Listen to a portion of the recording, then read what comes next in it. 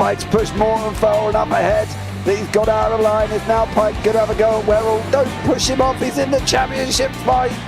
Jack Werrell chasing down Carl Jacklin. Further down, Rob Williams and Chris Barnes. Sensational run outside line now though for the heavy braking zone. Around the outside goes the Audi R8. Look how much Miller's come back into play. Exactly. Miller's still such up. He's left on second and change. All of a sudden, Miller's back in play.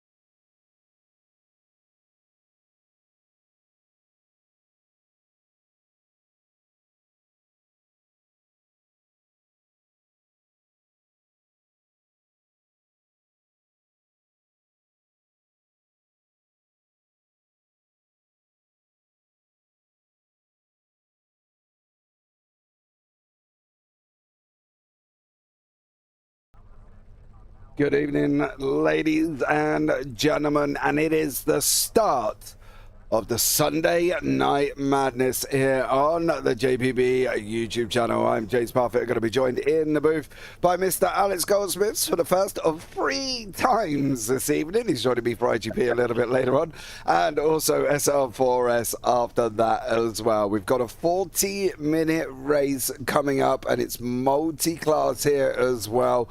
What more could we ask for? Well, I can tell you what we could do at the moment is bring you up to date with the scores on the doors. In the GTPs, it is Jamie Nuttall out in front and 1.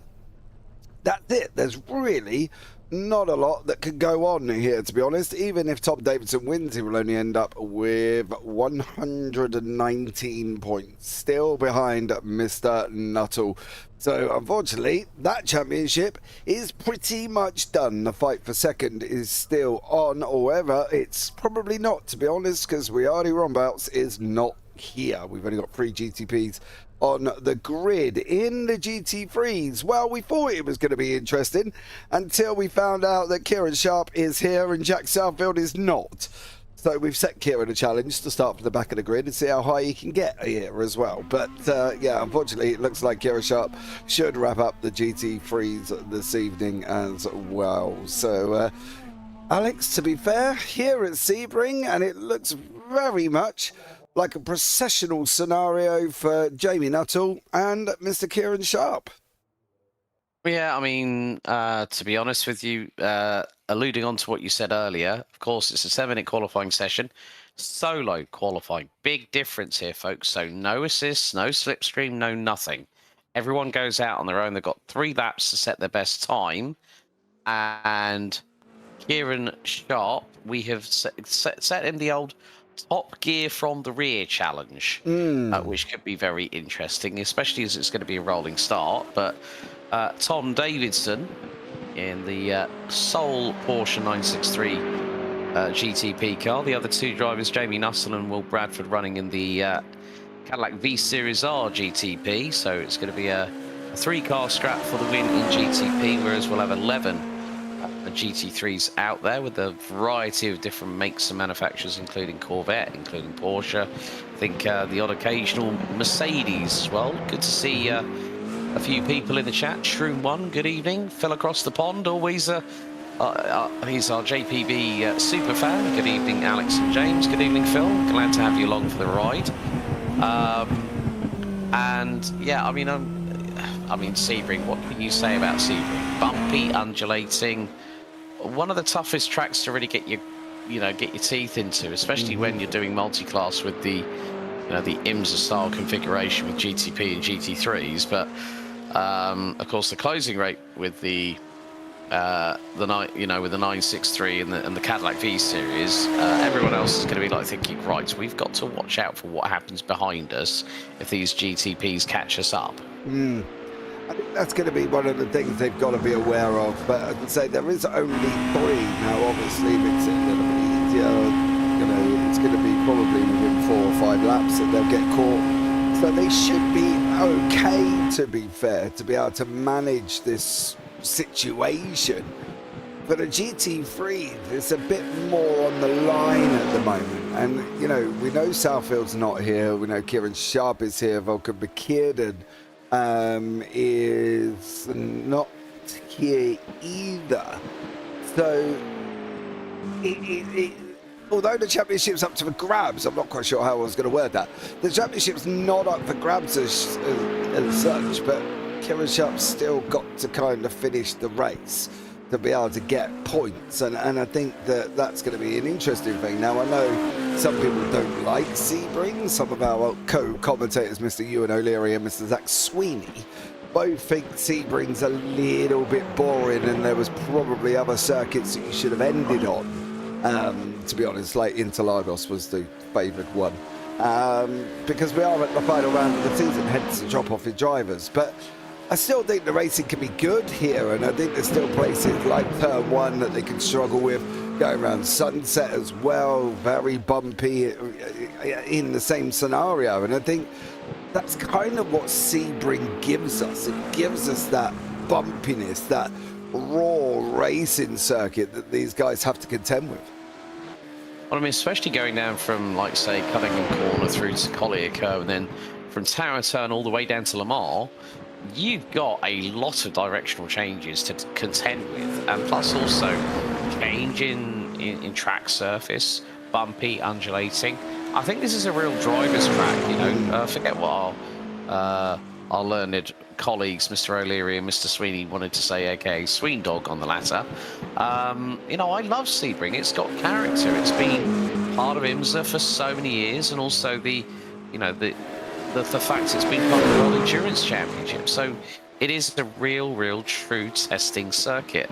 As Davidson puts in the first of his laps, 1:44.679. Straight away, Will Bradford goes quicker on a 44.589. So they've already completed their first lap. That is Jamie Nuttall, the brightly coloured number 14 Cadillac V-Series GTP. Of course, before the GTPs were reintroduced into IMSA, they used to have the DPIs.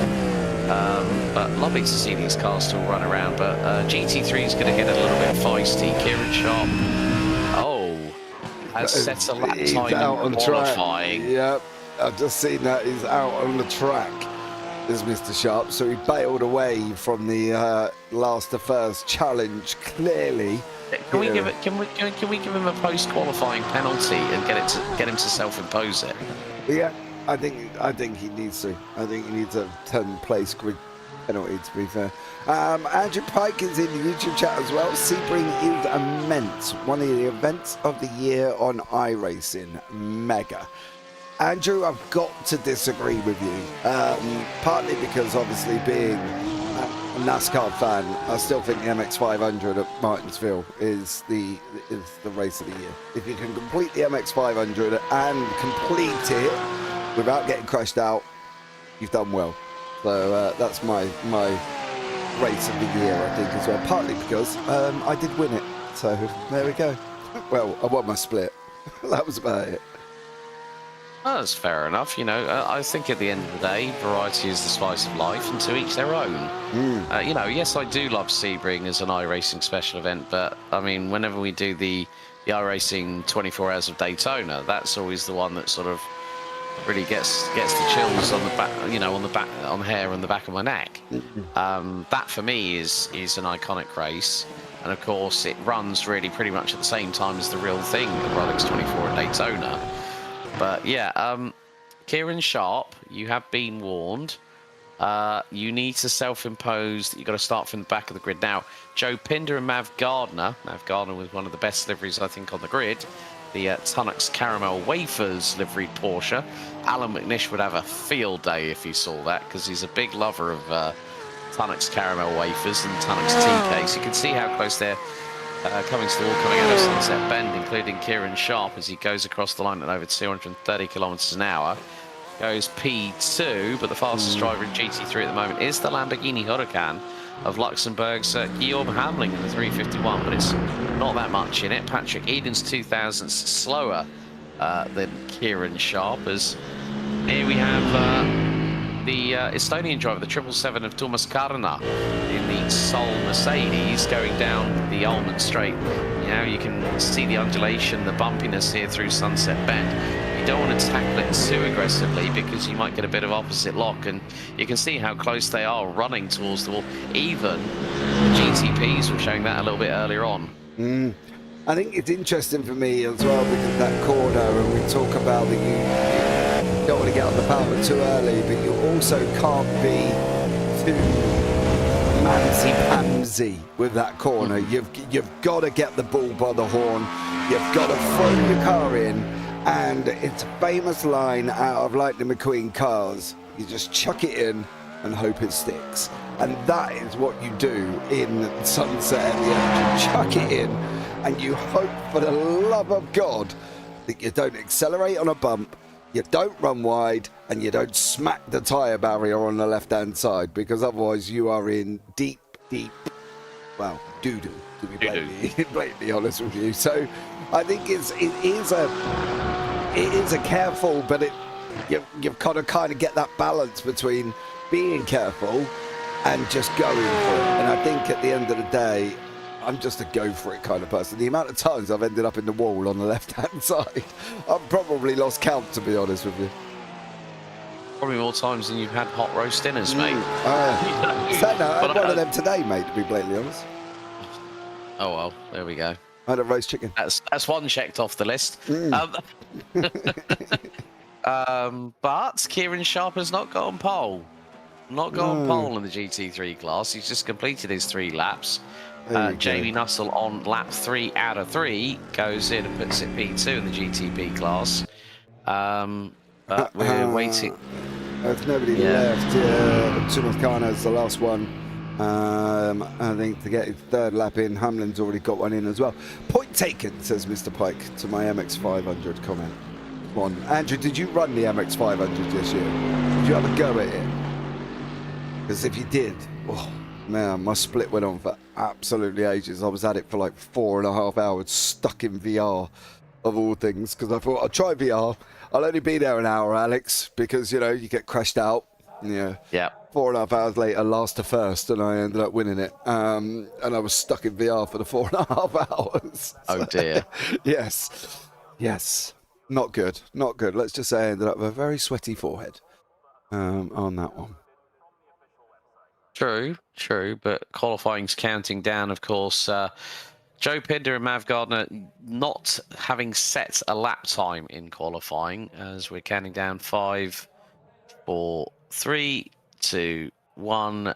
That's it for the final qualifying of the season on this sports car series. And well, we've already got our pole sitters arranged. Kieran Sharp, damn you didn't wuss. You wimped out. You wimped out of the challenge. We're gonna have words with him after the after the racing. But here's the grid. Yeah, Will Bradford will be on pole for the GTPs with Jamie Nuttall in 2nd and Tom Davidson in 3rd.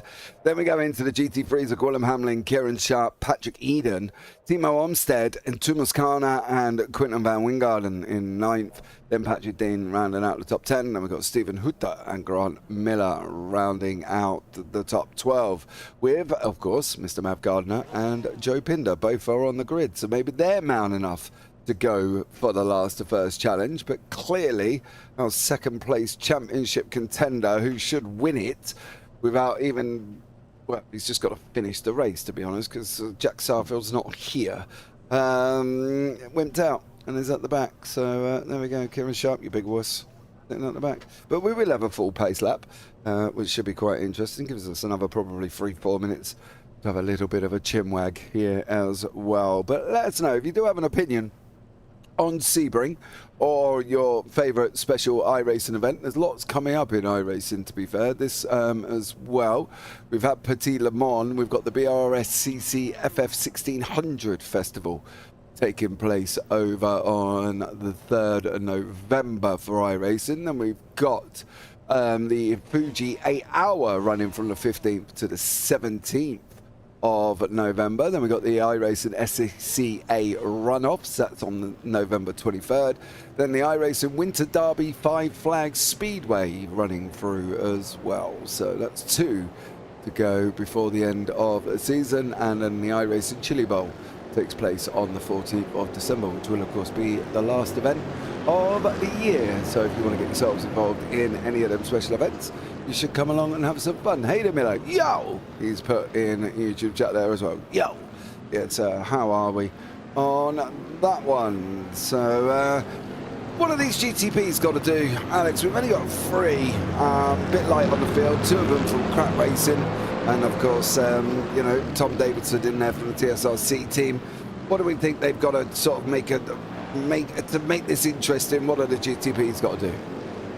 Well, someone possibly having a big off is the first thing I can think of, just to make it interesting. But I think it's a case of just how compliant they end up being. Is you know, they're going to rifle through the GT3s. I mean, you look at the lap time difference, you look at the speed, the closure of speed, like say coming out of Le Mans, going down the Ulman straightaway, heading into Sunset Bend.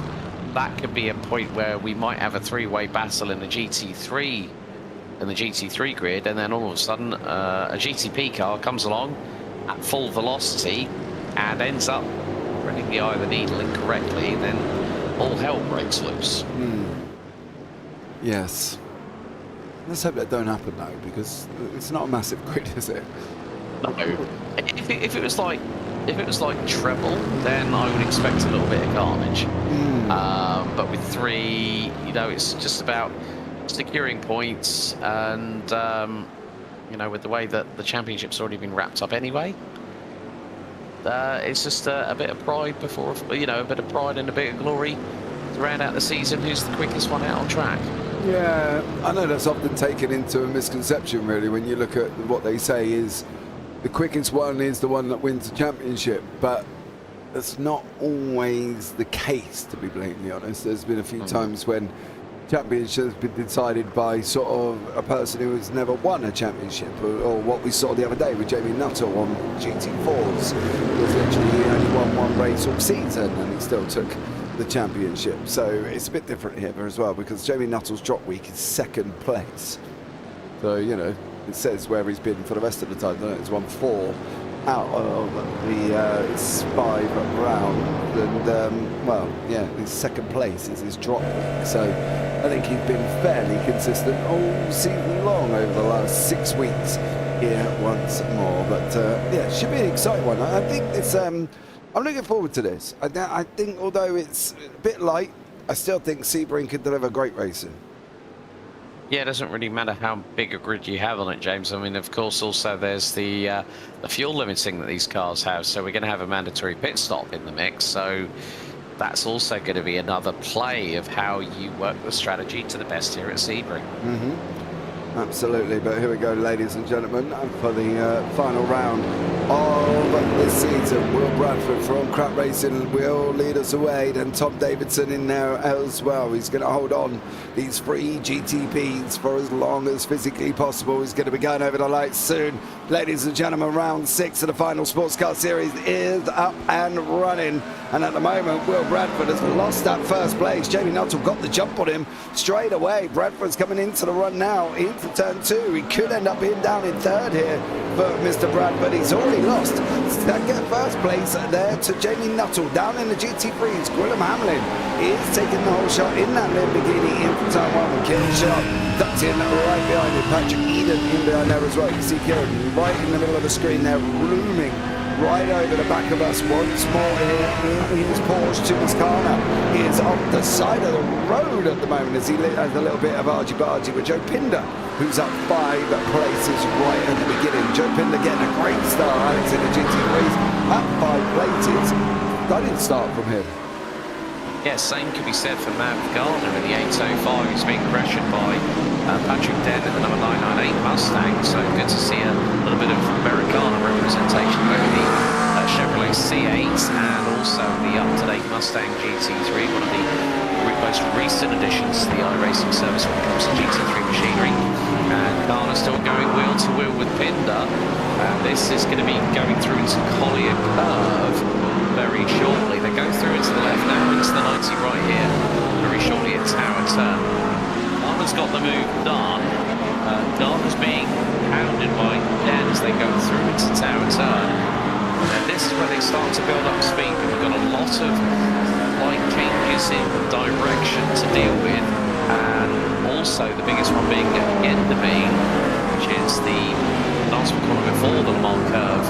This one. Down towards the bottom of it, and yeah, I mean Patrick Den still trying to see if he can get the opportunity, but then there is Pinder and Garner going wheel to wheel, and Garner decides to shove his nose up the inside of the 777 Mercedes down the Almond Straight. Porsche doesn't have the legs on the mark. No, definitely does not on that one, and the Merc will come out on top. He goes running a little bit wide. Gardner's going to try and slide it up the inside. He's got to be careful.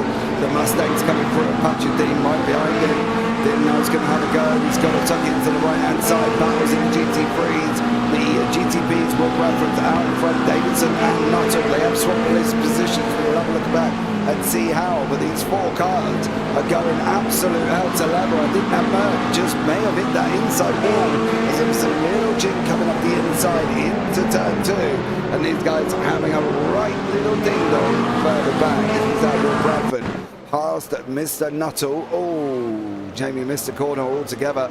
And that is how he got through there. Now Jamie Nuttall is now down into third place.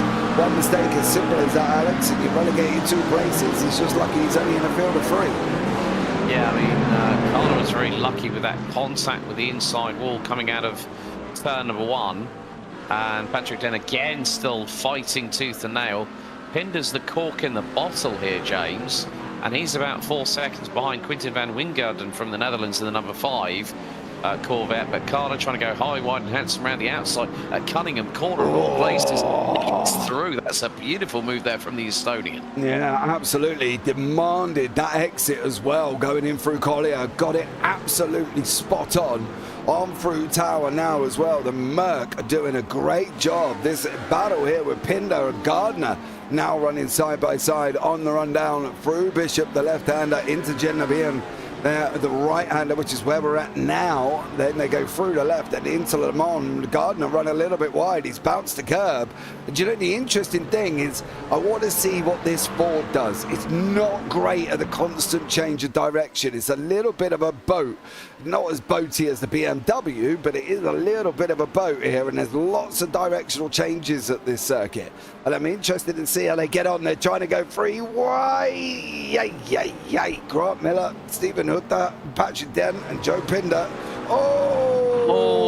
Grant Miller's hit the barrier. Yeah. He went for the move up the inside of Patrick Den, and Stefan Hütter was able to capitalise. Look, there's the touch there. Spins Miller around, and he manages to hold onto the brakes and keep it out of the barriers. He was very, very lucky indeed. Slightest of contact between the Mustang and the McLaren, so Grant Miller's got to gather himself back up again. He's lost 2 spots already. He qualified 12th overall. But then we've got the Porsche meet in a caddy sandwich here at Sebring, as Tom Davidson closing in on Will Bradford for the GTP race lead down the Almond Straight. Now these drivers will be pushing north of 185 miles an hour. The highest recorded speed by Will Bradford, 315 kph at the moment as they come through. That's a tight line if ever I saw one. And Davidson has got through on Bradford through at sunset. That was perfect from the TSRC number 42 Porsche 968. Fastest lap of the race for Mr. Nuttall there. Mr. Pike, I have adjusted that. Let me know that it's all good on that one. I don't know if anybody else has had this, but I've had some funky sounds coming out of iRacing over the last few broadcasts as well, where all of a sudden it's really quiet and then all of a sudden it's really loud, and I've been constantly trying to adjust them, but just let us know that that's okay. I have adjusted the sounds. Can you hear the sultry tones of myself and Alex a lot more clearer than what you could hear? But Tom Davidson out in front, the 2 boys Bradford and Nuttall, both from Crack Racing, chasing down the lone TSRC warrior as it is here as well. But let's see how this all goes on. Pinder's still, gone round. That's Oopsie. what, yeah. Oh, that was Patrick Dem dive bombing up the inside and literally bang straight in. That was at Lamar. Yeah, Patrick Den had a gap that was closing rapidly and still decided to keep the nose stuck in. He was halfway alongside. I'm sure that Pinder will feel very much aggrieved about that robust move from the German driver. Yeah, I'm trying to go back just enough, and I don't think I can, but watching me, it almost looks like he's already losing control. I'm going to do this in the most unconventional way here, but if you watch that Mustang, it looks like he's already loose. Look, he's just... Oh, maybe it might have been my eyes on that one, but he did look like he was already loose. That's put Pinder in the pit lane as well. And there we go. Lots of action still taking place in the GTB. Shroom, come on, get involved here, son. If you've got iRacing, get yourself involved in this one, because it'd be great to have you on board for the next series they do. As I say, most of the best drivers drive league places, mate. That's what it is on that one. But Bradford still in with Nuttall. The interesting thing now is these guys are both from the same team, right? We can both see the livery, both from Crack Racing. The question is, he is not. And he's opened up a second gap at the moment here. Are they going to fight? Or, in an ideal... Ooh, big snap by Bradford there. In an ideal world, they should work together, shouldn't they? When you think about it, Bradford... Well, Nuttall should... If Nuttall's quicker than Bradford, should just let him go. Because the biggest thing is with the Wiardi Rombelts not being here tonight... This is an opportunity for Bradford to try and close that gap to Davidson. I mean, the thing is, Davidson is in second, and more to the point, he's 26 points ahead. So you look at it from that perspective, Davidson has the advantage here. Nuttall kicks up the dust coming down through out of Tower Bend and heading in towards Genderbean very, very shortly, kicking up the dust with the left rear. So Bradford just, the right front just ended up hitting the air a little bit too high whilst walloping the curb going through into Genderbean and into Lamar. So could it be a bit of team tactics here? I mean, you can see Bradford's now pulling to the right, not allowing Nuttall to keep the slipstream, but they are, as you said, they are from the same team, so it can be strength by numbers, so to speak. But Davidson is already catching up to our first of the back markers in the GT3s. That's the 80 McLaren of Grant Miller just up ahead, because Joe Pinder has already retired after the opening 2 laps. Yeah, unfortunately, he is already out. Quentin van Ringarden had a moment as well, and unfortunately for him, he ended up off the side. Oh, here we go. Is this going to be the first one in the barrier? Is it? He's running wide. No, he's going to be the first one round, though, for Quentin van Ringarden. Again, you can't... The problem is, I'd love to sit here and hold judgment, Alex, but I've done it myself. You cannot hold judgment when you do something like that, because that's exactly one of the issues you can do. Yeah, I mean, sometimes, as you said, you've got to grip it and rip it, but there are times when you know that you've slightly gone into that corner at Sunset Bend a little bit too hot, and then the back end reacts accordingly, which in the natural progression is that with the bumps, with the undulation, the wheels are going to be, especially on the back axle, a little bit off the tarmac, which you don't really want. You want traction, you want purchase on the surface. And yeah, it was just a case of Van Ringarden just found himself spinning around, and that was unfortunate. Yeah, to say. We've all done it, but however, I am interested to see what... Oh, I've done this as well. Round Le Mans, off the side of the circuit. Yeah. As the GTPs start coming through the GT3s.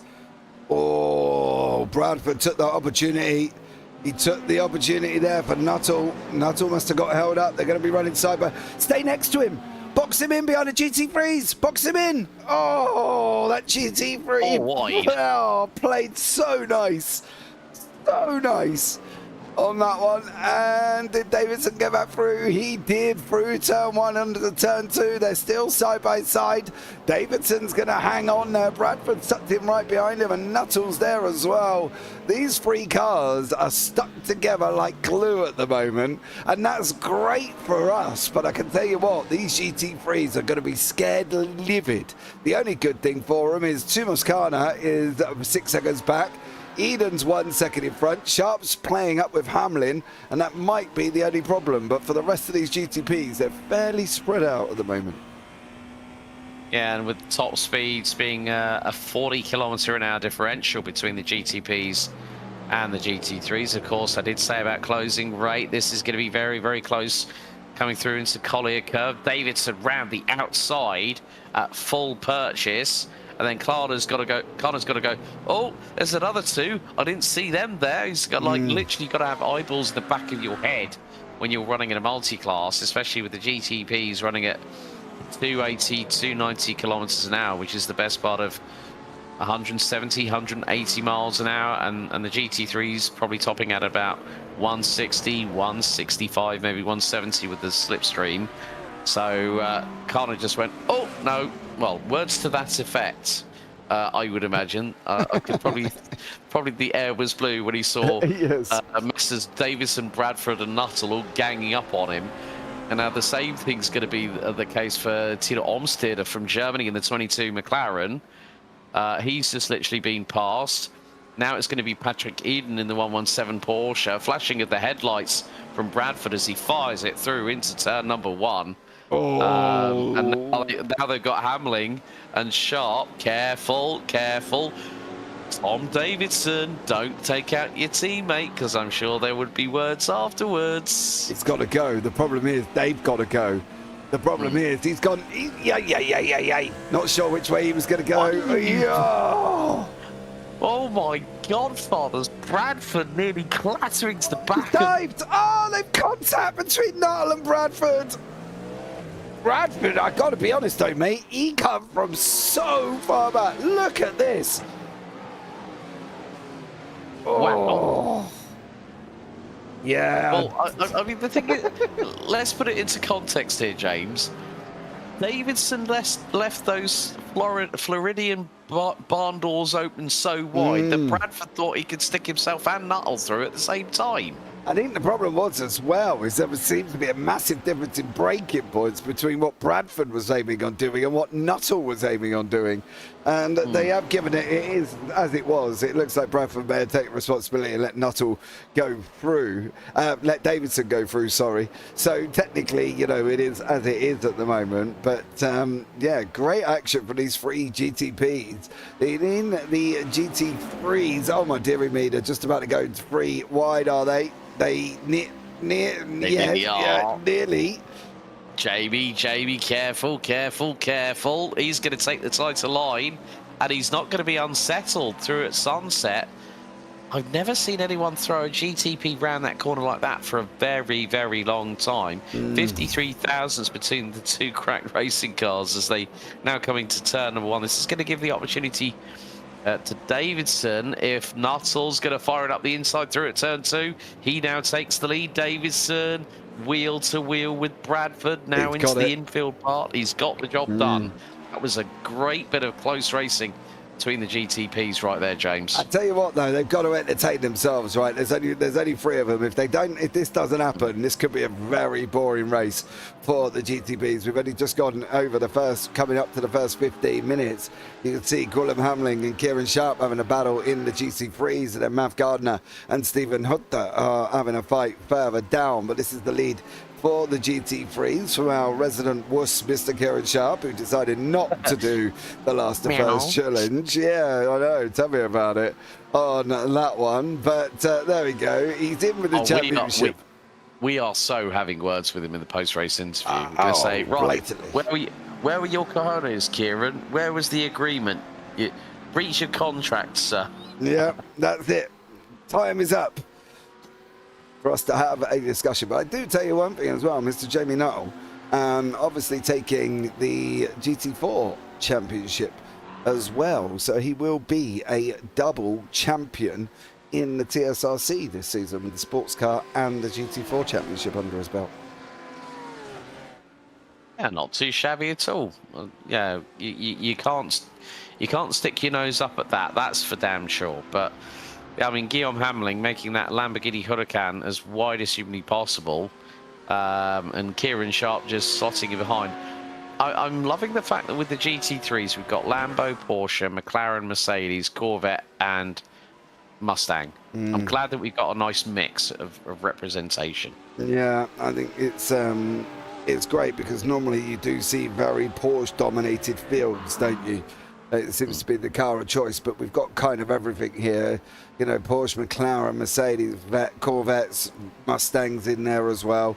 So it's great to see. However, I bet that Mustang is not loving the continual rotational changes that's got to happen at Sebring at this moment in time. I got a funny feeling poor old Patrick Dean is probably absolutely cursing as soon as he saw Sebring on the calendar, to be blatantly honest, because yeah, that Mustang don't like directional changes very quickly. So be interested to see what happens here. Don't forget, we have got pit stops coming up once again. The GT3s are carrying literally 65. GT3s carrying 50%. The GTPs carrying 65% of fuel. So there will be pit stops involved for all cars, and that should make it even more spicier as we go along here. But Kieran Sharp not really finding a way through here from Guillaume Hamling at this moment in time. No, I think maybe Mr. Sharp is playing the safe bet, you know, staying in behind Hamling, saving fuel more to the point, because Sharp's not having to put down the throttle as hard as Hamling in that 5.2 litre V10 mid-engine rear-wheel drive Lamborghini, whereas Sharp has got a lower displacement engine, 4 litre inline boxer 6, and again you can just see that the Porsche, you know, a lot more compliant, a lot more easier in terms of how planted it looks when it comes through the corners. But then you get down out of Le Mans and straight away Hamling's on you know, on the berries. He's got the pedal to the metal, and Sharp is just through slipstreaming, keeping with him. Oh, he hasn't just kept with him. He took a dive up the end. Oh, he's hit the wall. Well, one of them hit the wall. And I don't know which one. One of them hit the wall. I think it was Sharp, because it was the tightest in to the wall. I'll just keep an eye on the YouTube side of things, because I think it was Sharp. He turned it. Oh yeah, he did turn it in a bit too deep, a bit too sharp, and then clattered the wall. So Hamling's been able to get back past him again to resume the lead in the number 351 Cracked Racing Lamborghini. So yeah, I think it's the GT3. Yes, it's entertaining. Patrick Aiden in the number 117 Porsche 911 GT3 rounds out the top 3. Then we've got Tina Olmsted in the number 22 McLaren. Van Wingerden in the leading Corvette in 6th. Patrick Den in the sole Mustang in 7th. Stefan Hutter in 8th. Mav Gardner and Grant Miller still running. So 10 out of the 11 GT3 starters, not including Joe Pinder, who retired on lap 2, are still circulating. But I'm wondering how much fuel Hamling's going to have to put in comparison with Kieran Sharp, as Nuttall and Davidson have gotten away from Bradford. And this is game on for the race lead in GTP. They were absolutely hossing it through T1 there. Yeah, these have kind of opened up and broken away a little bit. And for Bradford, it's got a, well, I'm not quite sure how or where that happened as well. There was a couple there. Nuttall past Bradford. There's one. I didn't know that was when they both sort of got together, wasn't it, really? And then they run out side by side. So I'm not quite sure what Bradford did to be so far back on that one. But, yeah, strange. But Nuttall and Davidson break it away 3.5 seconds at this moment in time. Kieran Sharp has got 2.1 seconds from Patrick Eden. Thinking whether Bradford has actually had a slowdown penalty for a cut track, because one of the caddies did cut the track earlier, didn't they? Yes. So that would be my logical way of thinking on that one. But just coming up to the 21-minute mark out of 45. I mean, pit stops will be quite soon, I would imagine. So Sharp's best way of getting past Guillaume Hamling is going to be to undercut him on the fuel strat. Doesn't look like he's got the pace on the track. And that's no disrespect. That's just basically what we're looking at. He doesn't look like he's got the pace on the track. Try and stay with him. It doesn't to try and get past and hold it. So I think it'll be interesting to see if he has saved any fuel. I would have kind of expected him to have saved at least some here, Alex, that basically allows him to go maybe one lap longer and put in a quali lap. Yeah. And also that'll help him out. I mean, of course, if he goes a lap later, as now Grant Miller's in the pit lane. Mav Gardner was one of the first to pit along with Thomas Cardinal. Cardinal was in for 16.3 seconds. Mav Gardner 18.2. Grant Miller 17.97. So we are getting to that window where probably just maybe close to the halfway mark. I'll be interesting to see who dives into the pit lane first, whether it will be Hamling or Sharp that does that. Surely, what we know about fuel consumption is got to be Hamlin. He's led for most of this race. In fact, all of the race. They haven't changed. The top four in GT3s have not changed positions at all, and they are where they are. Obviously, in the GTPs, Will Bradford has down 2 compared to Nuttall and Davidson. But I think it's surely got to be Hamlin using the most amount of fuel being out in front, isn't it? Yeah, he's the one punching the hole in the dirty air, so he's having to deal with the situation at hand. And from that perspective, it's going to be the case of when does Sharp pull the trigger? I think it's going to be in the pit lane. As you said, the Lamborghini has the legs on the Porsche, so thereby you would think that Sharp will be a little bit word to the wise and think, right, okay, I've now got to basically time when I pit. So if Hamlin goes on, I pit. If I go in, well, if Hamlin goes on, then I pit to respond. So, you know, it's one of those 50-50. You've got to decide, you know, and anticipate what your opponent is going to do. So, Thomas Race Engineering. Hey, guys. Welcome, TRE, in the chat. Thank you for joining us. Yeah, so it's a case of who's going to blink first. And I think, as you rightly said, Hamlin with that 5.2 litre V10, that is going to be sipping a little bit more fuel per lap than the Porsche. Yeah, I think so as well. Come on, Hamlin, go, Lambo, go. Well, he's definitely been going, mate. He's led for the whole entire race out in that GT3 class, coming now into Le Mans, a very interesting right-hander. You can open it up as much as possible. The Porsche's just not quite got the legs to well, stay in front, I think, would be the question over that Lambo. It does look a little bit slower than the Lamborghini, so we'll see how he gets on. But Guillaume Hamlin, the difference will be as well, pit entry here at Sebring. You've got to swing it off that last corner, and you need to make it aware that anybody behind you, you are going in. Sharp has gone in. Sharp has gone in. He was first to pull the trigger. There we go. There we go. So Sharp is playing the long game. Hamlin's going to stretch that lead as much as he can. He's 2.7 seconds up the road from Patrick Eden in the 117 with Tino Olmsted not too far behind, a further 1.8 seconds back. So the more that Guillaume Hamlin can push on this lap, whether he stays out for another lap or two, is anyone's guess, apart from the driver from Luxembourg. Yep, I think that's the thing now for Hamlin. He's got to pick his moment, and how much fuel has he got left in that Lamborghini? He's obviously on low fuel. He's going to be looking to try and open up as much of a gap as he can from Kieran Sharp, who is in and out, but still in, well, fourth in class at the moment for Kieran Sharp. So not done too badly. Back up in the GTPs, Nuttall and Davidson and Bradford are still yet to go in. Bradford's now 7 seconds back. Nuttall is pulling a second on Davidson at this moment in time as well. So we need to be just a little bit more mindful of the fact that this man, Mr. Jamie Nuttall, is absolutely flying. He's now going to use the traffic in and around him as well. Up you go, son. He gave you the room, just mind you, and that's going to open it up over Davidson as well, because he's now going to get stuck going into the right-hander here. That McLaren is just going to take his way, and he's got to wait, and that's literally half a second, Alex, lost behind one car. They're also looking at the gap between Guillaume Hamling and Kieran Sharp at the moment.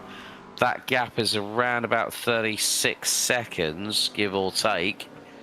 We'll make it more than that, more like 40. So Hamling's going to pull it into the pits. I thought that might be the case to cover off Kieran Sharp. Now, if Guillaume Hamling, Patrick Aiden's now in, Olmstead stays out. So the number 22 McLaren 720 SGT3, driver from Germany, decides to go out. So firstly, how long is Guillaume Hamlin going to be on his marks for? Okay, timing starts counting. That's 13.93 is the amount of time that Kieran Sharp was on his mark. So Hamlin's got to be quicker in the pit lane, but it's not going to be the case. It's not going to be the case. Here comes Kieran Sharp. Hamlin now starts to move out of pit road. This is going to be very, very close. Kieran Sharp's got through on him. Yeah. He cleared him as well, and cleared him quite comfortably in the end. We'll give that gap a little bit of a minute to settle down, but at the moment, it is very, very interesting indeed. About 2.3 seconds. So, yeah, Hamlin there in the pit box, stopped for literally 1.3, give or take, longer than Kieran Sharp, and has that scuppered William Hamlin's victory? I don't think so. I mean, there's still 17 minutes to go, and with the pace that 5.2 litre naturally aspirated V8 has, I mean, okay, Kieran Sharp has been running in the 2 minute 0.77s. Hamlin's also been running quite consistent on the pace as well, so their pace is matched, but I would think that with the top end grunt of that V10 in that Lamborghini, in terms of closing time, you're going to do it on the most straighter parts of the circuit. That's where Hamlin's advantage is going to come from. Yeah, I agree. I think that's going to be for Guillaume Hamlin, how we can get and close up this gap. Timo Olmstead is now in. Sharp is literally coming through Le Mans. He should clear Olmstead as well, unless Olmstead's managed to pull something miraculous, amazing out of this. I think Kieran Sharp will get Timo Olmstead. That Lamborghini still 2.6 seconds back at the moment. Sharp's obviously clearly lighter. Olmstead is in and on his pit stop. We'll keep an eye on it. He's going to be in there for about another 5-6 seconds. And I've got a funny feeling this is going to be Kieran Sharp's moment. He's going to take the lead of the race. Olmstead is on his way out, though, mind you. But I think it is going to be Sharp. It is going to be Sharp. It is going to be Guillaume Hamlin. And now it's all on Hamlin, whether or not he can do this straight sprint to the end of the race. Sharp's got a GTP mixing it up with him at this moment in time. Bradford's gone into the pit lane, the first of the GTPs, and Davidson and Nuttall have still not yet pitted, and we've only got 15 minutes to go. Yeah, I mean, with the the 65% of fuel in the tank for the GTPs, you can lift and coast a little bit more on those cars, whereas with the GT3s, it's more like, yeah, grip it, rip it, and hope it to hell it sticks on the tarmac, or you get the best run in the pit lane strategy, and that's exactly what Kieran Sharp has done. So now he leads Guillaume Hamlin by over 2.2 seconds. Patrick Aiden in third, Tina Olmstead a further 3.5 tenths behind. Quinten van Wingerden, I think, might have just gone off track as well, James. Just seeing by the live timing. Yeah, he's had a moment as Quinten.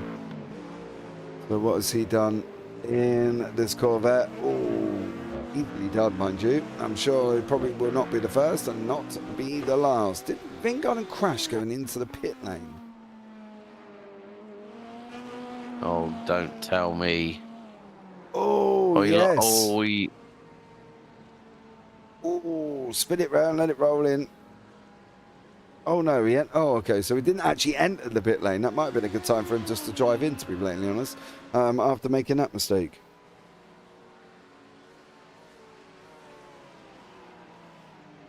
Tim Olmsted wrapped in behind Patrick Eden, about 6/10. This is the closest battle on the track. The gap up front's come down to 2.2 seconds with Hamlin and Sharp. It will be a shame if Hamlin doesn't take this victory. He led right up until the pit stops. Yeah, I think it also, like I said, with the fuel strap, you know, Kieran Sharp had stayed behind Hamlin enough to have a shorter pit stop on his marks. You know, he was on the air jacks for just shy of 14 seconds, Hamlin just over a second more, and then that can also transfer into how quickly you get the car off the jacks onto the normal speed limiter, and then as soon as you get past that white line, you can start going hell for leather again. So I think it's now about what Guillaume Hamlin has in the tank over the next 13 minutes to try and see if he can close in on Kieran Sharp. But Sharp's going to want to close this one out with a win. He seemed pretty self-assured when we spoke to him earlier. Yeah, I think that's it for Kieran Sharp. He's just kind of driving. He knows he's already won it. Southfield's not here. He bottled out the last to first, you big wuss. And unfortunately, he didn't take up the challenge. But Olmsted and Eden, however, are battling away for the final third place here, both with their Flying Arrow liveries. So, I'm gonna make a suggestion here, James. For the next season of TSRC, whatever it is that comes out first, and Kieran takes part in it, do you think he should get a quali ban for the opening 2 rounds because of what he's done? Yes. I second that, sir. I agree. We both agreed in the commentary box. Yeah. So Andrew Pike, if you are listening and you are going to admin one of them, Sharpie's got a quali ban for the first 2 rounds. All right, next season. On that one, these guys are not really getting any closer. What's Patrick Dean doing in Quinton Van Wingarden in the Corvette and the Ford? Both the American GT3s here. Corvette is a little bit trigger happy on the rear end. The Mustang is a little bit lacking on steering, should we say, at times as well. So we'll see how both of these cars get on and whether or not that Corvette will last and not end up putting Wingarden around like it did do a little bit earlier on. He did manage to hold on to it on that time around as well. But two American, I suppose, associated muscle cars going wheel to wheel here. Yeah, and both with a lot of history and pedigree within sports car racing in their own right, and also have their own unique sounds as well, which is a good thing. Yeah, so it's nice to see both represented on the grid. I had the opportunity of seeing the Mustang GT3 in the flesh when it was revealed the 24 Hours of Spa last year. I couldn't get over how, I mean, it's a great looking car. It's aggressive, it's mean looking. It looks like it wants to chew you out and chew you up and spit you out at a given moment, with just the way that how aggressive Ford has been on the design side of things. But at least the good thing is also with these production-based GT3 cars, to an extent, that the Mustang hasn't lost any of its character. No, you can't really design a GT3 Mustang and have it look like a Corvette or look like a Porsche or something like that. It's always been that big burly front end that just looks like it wants to eat you, you know. It reminds me of the red car and the blue car at a race, you know what I mean? And the old Milky Way advert. Yeah, and the blue car wanted to stuff its face. That's got to be based on the Mustang, you know, and that's what you want to keep, that characteristic, that version of it that looks just absolutely amazing. And if it just handled slightly better, it would be an absolutely amazing car. But I'm going to jump back to Nuttall and Davidson here in the GTPs, because they're back together having a right little ding dong. Will Bradford somehow is 14 seconds back at the moment. That's unusual. I can't see any reason apart from he's 2 seconds slower in the pit stop, and then he was 7 or 8 when they were going into the pits. So that's 10, and then he might have just got held up in traffic. So not, unfortunately for Bradford, it just looks like a bit of a rough race at the moment after doing so well straight at the beginning. Yeah, and that's probably more than likely going to be Tom Davidson confirming his status as vice champion in GTP this year as well. Let's not forget, James, because that's another run of consistency. Okay, if you don't win the championship, you've got to try and do everything you can to finish the race the right way in the final round. Yeah, and I think when you're coming into the final round is just literally keeping the car on the track, keeping the car to get points, to show these guys that you can handle it, to show that you can get it going and get that victory and get the points and boost yourself up into the championship. You know, and that's what I do every Tuesday with a race of the V8s. Is literally the aim is just to finish, because that's the way you score points. Yeah, there's a little bit of desperation, I think, just setting in here with some of the cars, because now the GTPs again are going through GT3 traffic, and well, someone's got to watch their 6. That is going to be Quinten van Wingaarden in the number 5 Corvette, not too far ahead of them. Well, they've got through on him, and then well, Davidson and Nussel are making mincemeat of the field, and we've got 7.5 minutes to go here, James, until the checkered. Yeah, not long whatsoever. These guys are doing 144s, base touching 145s. So if you want to do the maths and find out, probably going to have about another 7, maybe 8 laps, give or take, I think, with maths trying to work out at the same time. For these guys to continue their fight, and they are having a fight as well. Nuttall from the Crack Racing, Davidson from TSRC Esports, battling it out on the racetrack. They've done a great job and battled away, and they've dropped Bradford down to 14 seconds for Will Bradford. So we'll keep an eye on and see when these guys are going to end up coming back together. We will pick up on there. But at the moment, Timo Olmsted and Patrick Eden, same team, following each other. Are they ever really going to fight and swap positions? Sometimes it could be difficult to say, really.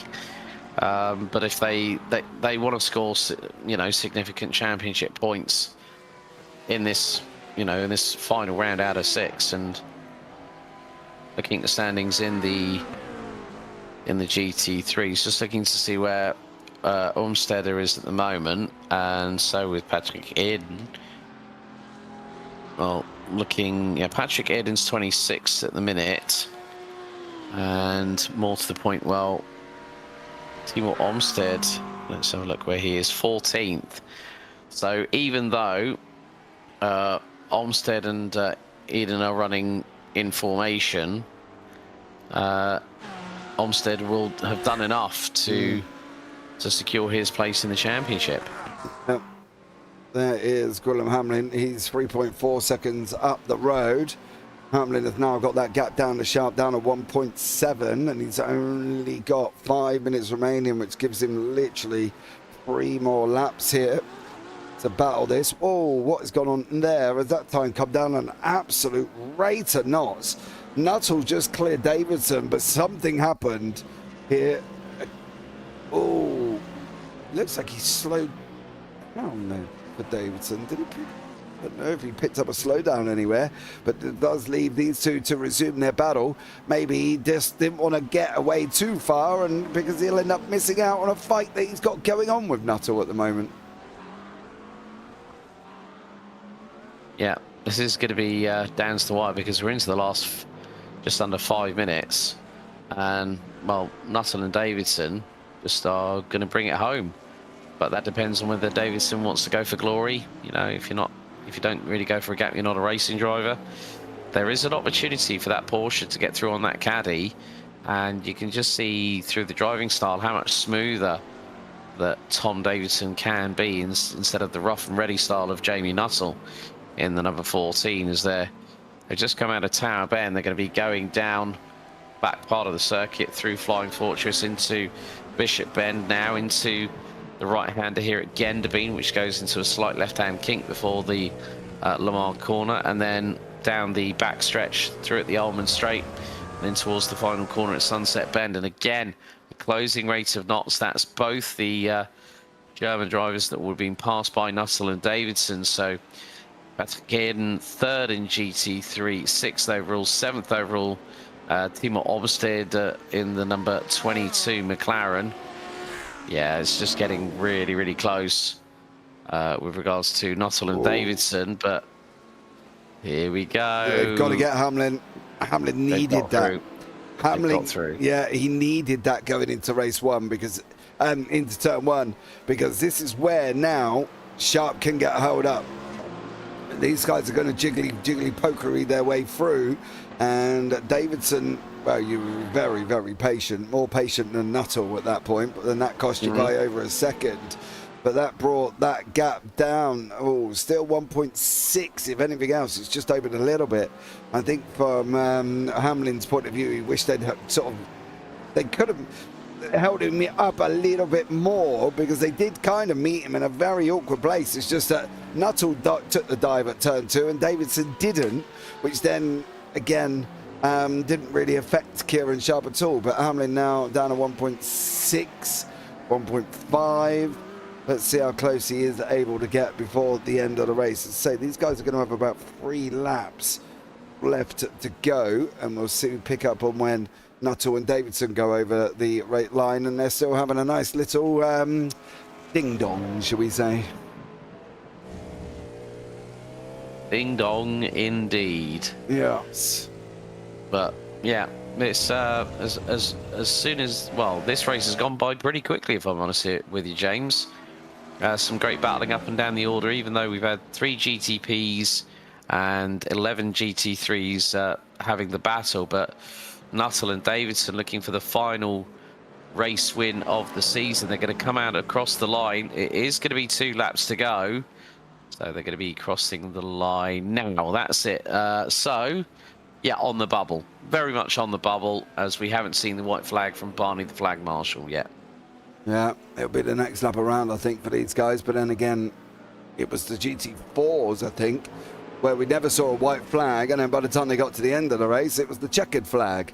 So never say never, because this could be the final lap of the race, depending on how close they actually did end up crossing that line. So stay tuned and keep paying attention here, because anything could happen. Once more, through the right-hander, they've got about a minute 10 to get round the rest of this racetrack. They should do that fairly straightforward. And Jamie Nuttall leading the way over Davidson at this moment in time. It's a Caddy over a Porsche. If you had the option, which car would you take, Alex? That's a difficult one. I'd probably, this kind of circuit, I think just showing the prowess, I'd probably go with the Caddy. Yeah. I think you've probably hit the nail on the head there, as Mav Gardner literally jumped out of the way. They've got 30 seconds from Le Mans. They should get one more lap in here, depending on what goes on and whether or not there's going to be a move by the end of this from Davidson. He's tucked in right behind Nuttall now. He pulls out. What they don't want to do is make contact. 15 seconds on the clock. It's going to be 10 seconds now. This is going to be even very, very close. 6, 4, 3. It looks like the white flag. Is it the... It is, I believe... Is it? Yeah, I think it is the white flag that's got on. It is the white flag. Oh my God. Davidson ran the outside of Nuttall at T1. He absolutely gave it the berries on that. Yeah, it is the final lap of the race, and Davidson now out in front. They've got one more lap to go to fight here. Oh, Jamie Nuttall's lost the back end, and that, I think, is game over. Yeah, I think you might be right on that one, because now Depends what Davidson wants to do. He should just be able to open up the gap. He's got about 6/10 at this moment in time, which is still not massive amounts of gap, but enough that he can drive a little bit more comfortably. Not too comfortable, of course, because one simple mistake and Nuttall will be there. I think Nuttall's going to be there anyway, Alex, by the time they get onto the Omen. Yeah, it's looking that way as they're now going through into Tower Turn, the 90 right, and then it's going to be the short run down through Flying Fortress straight into the fast left-hander here coming up at Bishop Bend before they'll have to pull the car to the left and go into the right here at Genderbean, before it's going to be hard on the brakes, rotate the car through into the Lamar curve. Now it's the run down the Almond straight for the final time. Davidson has a lead of over half a second. Nuttall flashing the lights as they go through in towards Sunset Bend. Davidson weaving from side to side. That's a bit precarious on the last lap of a race, but out through the final corner, it's not going to be a win for Caddy. It's going to be a win for Porsche. But is Davidson slowing down? No, he did, but there you go. Comes over the line. Tom Davidson wins the final race of the season at Sebring there. Great job from him. Kieran Sharp is going to, bar any major Porsche doing Porsche things in the final corner, should take the victory in the GT3s and the championship. So for Kieran Sharp there, bar any major dramas going in, last lap, last corner, take it easy, son, trickle round, make sure you don't get the power down. Oh, it's bouncing. Did he do it? He did make it through. Kieran Sharp's going to take the win in the GT3s. He's also going to take the win in the championship. Great run from Kieran Sharp. Well done. Chicken out on the last to first, but we can forgive you because you did go and win. Gwilym Hamling going to be kicking himself a little bit there, Alex, because of the fact that he led for most of the race.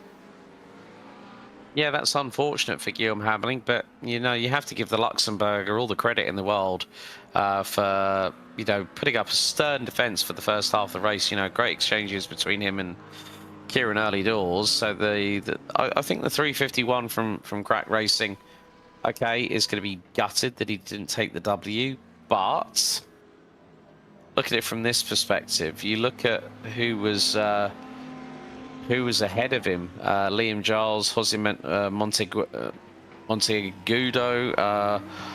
Volkan Barkidan. They were not here. Jack Southfield not here. So I think Guillaume might have secured himself possibly second in the maybe third in the championship after that effort.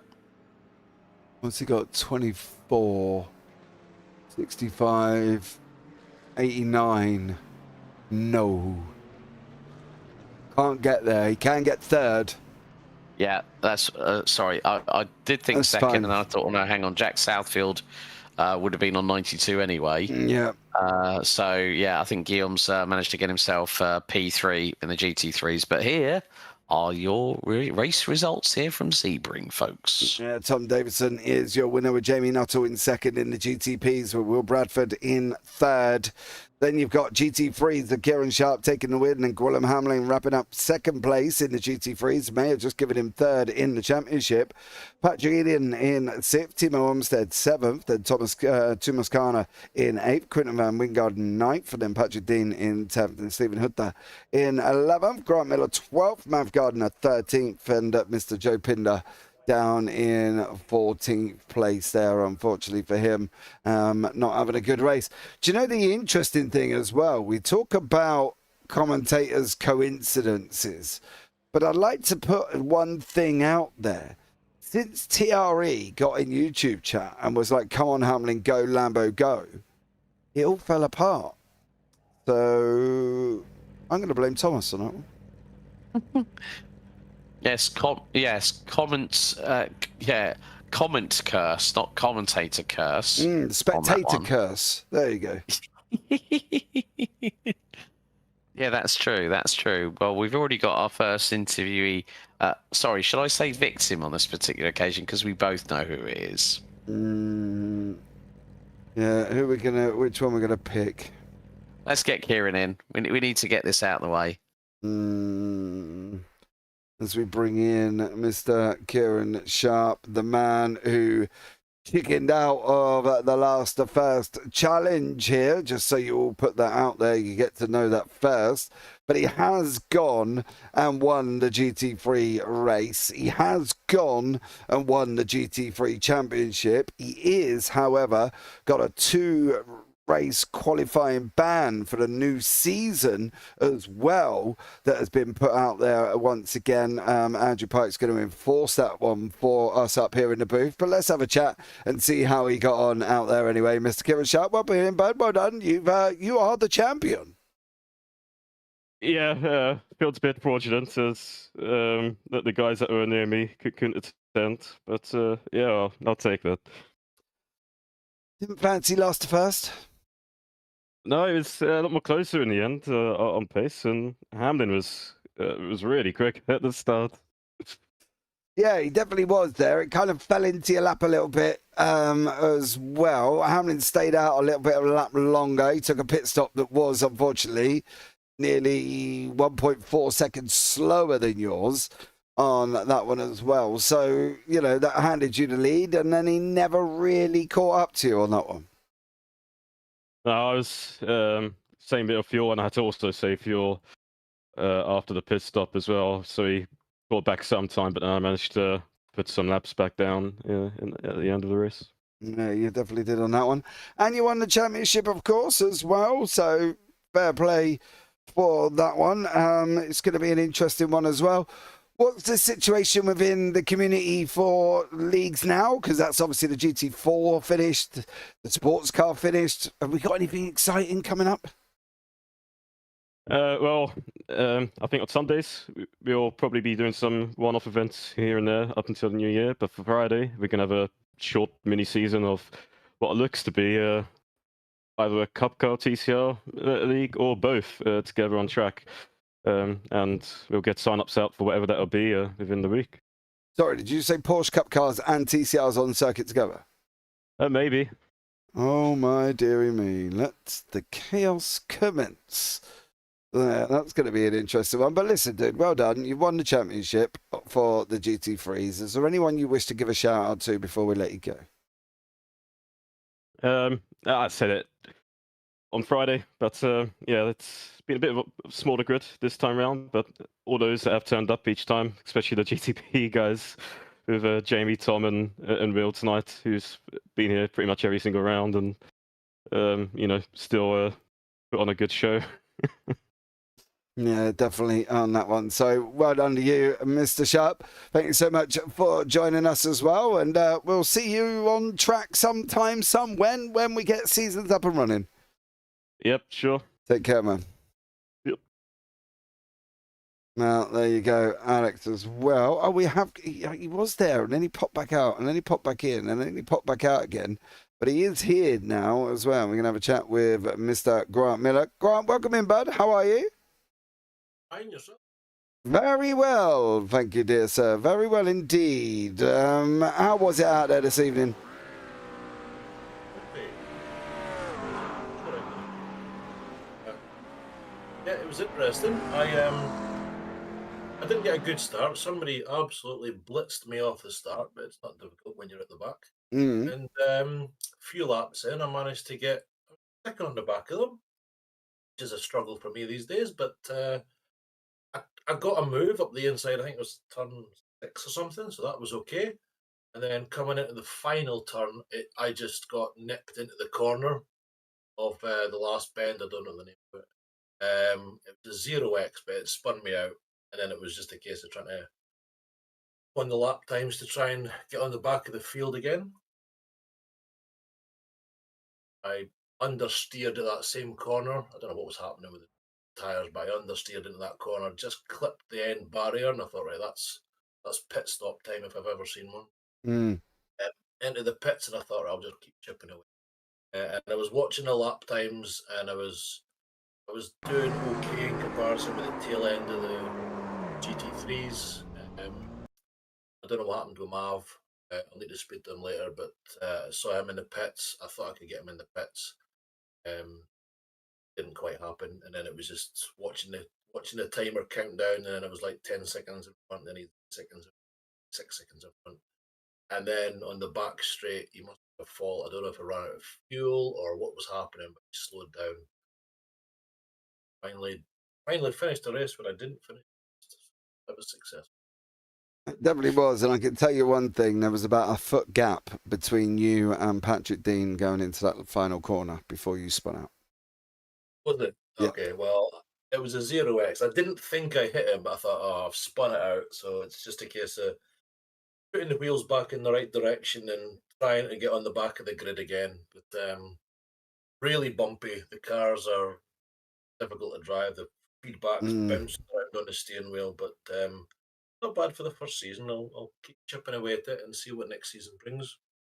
Yeah, we've got it up on the screen of the screen sharing YouTube chat, in the Discord there as well, Grant. Yeah, unfortunately there was a gap which just led to one thing after another. How could you sum your season up for us? How do you think your season has gone? It's a huge learning curve. I mean, I don't do many officials because I kept getting literally swiped off the track. And then when Hayden joined Kieran's league, I thought, well, if there's any spare slots, I wouldn't mind taking part just to see if I can keep it on the track and I don't get deliberately knocked off. So, okay, it's a start. We tried it in the F4s and we've tried it in the GT4s, which are a bit of a brick. I can't handle those things at all. These things are a bit better for putting it under a bit more control, but trying to figure out what the fast guys are doing with the trail braking and how they accelerate, learning how to drive the cars with the traction control and the ABS, you don't really get to play with in the lower tier official leagues. So getting to drive these sorts of things when you're not really at the level the system says you should be to drive these cars, it's actually quite reassuring that I'm not too far off. If anybody's at the same level I am, it's a brilliant league. Great support from the guys, great broadcast from you guys, great coverage. Ask any of the guys for any help, and they're more than happy to share some advice. If anybody is interested in getting involved, it's not all about the 5K aliens out there that can drive on slicks in the snow like some of them. It's still for some of us that are still at the back of the grid chipping away and a hold of them. You might get an upset every now and again, but just an absolute blast. Loving it. And one day I will eventually beat Hayden. I don't know when, but that's the goal. Well, you never know, dude. You never know at the end of the day. You beat him tonight. Yeah, well, he's actually he's in his room. He's doing another league division thing for his other team, and he wanted to take part in this, but because he had already entered in the Porsche and he wanted to take part in the GT, it was kind of a juggle. So I think he's stuck it out this, and we'll see what next season brings. All right, mate. Well, anyway, well done, Grant. Great learning curve for you, dude, and absolutely amazing. Well done for not finishing last, and good job, and get some points in the championship, mate, as well. So fair play to you, sir, and we'll look forward to seeing you next season. Good. Thanks all. Take care, man. Oh, see, Alex, even when you're at the back, you want to come in and have a chat and tell us how good the league was. That just is proof in the pudding with what Grant just said there, and that's awesome to hear that he wants to come back, and he said that he's glad he's got some points and didn't finish last, so progress has been made. That's the way I look at it as well. If you don't finish last, you did a great job. Right, guys, we've got Tando's final round of Summit Point taking place in the GR86s right now. You've got myself and Mr. Goldschmidt back again in about 45 minutes for the IGP Super Formula Lights, and then we go on to the Super Formulas, the Big Brothers, later on for SR4S. So join us there as well. But for now, guys, that's going to wrap it up. I've been James Parfitt. I've been alongside Mr. Goldschmidt, and as always, take care. Have a great week. And you never know, we might see you on the track sometime. Good night.